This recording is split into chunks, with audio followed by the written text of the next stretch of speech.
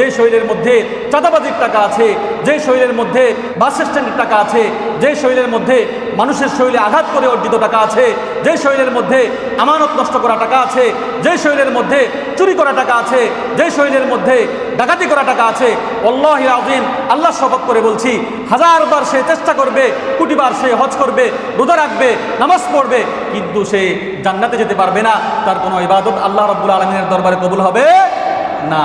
লা তাদখুলুল জান্নাতা জাসাদুন গুদিয়া বিল হারাম। قال رسول الله صلى الله عليه وسلم أربع إذا كنا فيك فلا عليك ما فاتك من الدنيا حفظ أمانة وصدق حديث وحسن خليقة وعفة في طعمة। মিশকাত শরীফ খুঁজলে হাদিসটি পাবেন, হাদিস নাম্বার 5222 নম্বর হাদিস। রাসূলুল্লাহ সাল্লাল্লাহু আলাইহি ওয়াসাল্লাম বলেন, আরবাউন ইযা কুন্না ফীক, চারটি জিনিস যদি তোমার মধ্যে থাকে, ফালা আলাইকা মা ফাতাকা মিনাদ দুনিয়া, সমগ্র পৃথিবী যদি তোমার হাত ছাড়া হয়ে যায় তোমার কোনো ক্ষতি হবে না। এক নাম্বার হিফজু আমানাতিন, তোমাকে আমানতের রক্ষা করতে হবে, কারণ আমানতের খেয়ানত করলে চলবে না।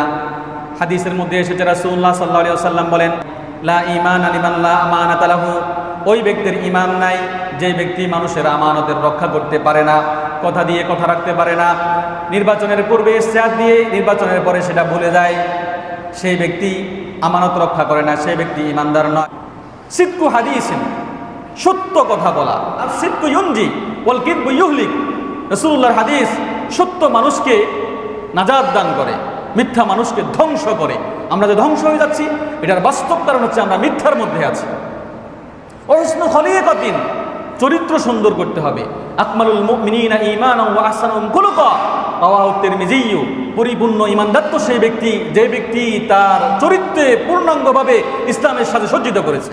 4 নাম্বার হলো ওয়াইফাতুন ফি তুমাতিন, খাবার খাওয়ার পূর্বে সেটাকে ক্লারিফাই করতে হবে, জাস্টিফাই করতে হবে, ভেরিফাই করতে হবে, জাজ করতে হবে এটা কি হালাল ওয়েতে আসা নাকি হারাম ওয়েতে আসা। কারণ মুমিন ব্যক্তি হারাম খেতে পারে না, হারাম যদি কেউ খায় সে ব্যক্তি মুমিন হতে পারে না। আর যদি মুমিন হারাম ভক্ষণ করে নামাজ পড়তে আসে, রোজা রাখে, হজ করে, যাকাত দেয়, এই সমস্ত ইবাদতগুলি ততক্ষণ পর্যন্ত কবুল হবে না যতক্ষণ না সেটা হালালভাবে হয়।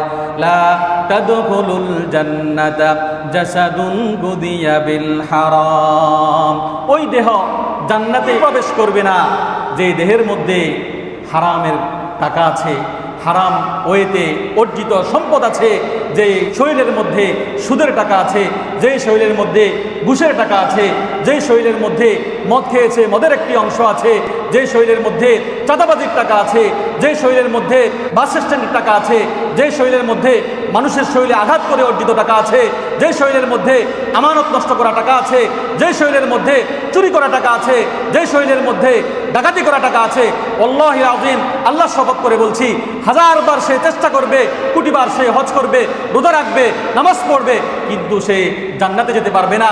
তার কোনো ইবাদত আল্লাহ রাব্বুল আলামিনের দরবারে কবুল হবে না। লা তাদখুলুল জান্নাতা জাসাদুন গুদিয়া বিল হারাম। তাহলে কয়টা কথা বললাম? 4টা জিনিস যদি কোনো মানুষের মধ্যে থাকে পৃথিবী ধ্বংস হয়ে গেলেও তার কোনো ক্ষতি হবে না। এই 4টি জিনিস মনে রাখতে হবে। আমানতের খেয়ানত করা যাবে না, কথা বলার সময় মিথ্যা বলা যাবে না, চরিত্র সুন্দর করতে হবে, এবং খাবার গ্রহণের পূর্বে অবশ্যই ভেরিফাই করতে হবে এই সম্পদ, এই খাবার কিভাবে আমি পর্যন্ত পৌঁছাইল। এজন্য আমি হুজুরকে নিষেধ করে দিয়েছি, সুদীর ঘরে দাওয়াত নেবেন না, আমি খাবার খাবো না, সুদীর ঘরে দাওয়াত নেওয়া যাবে না।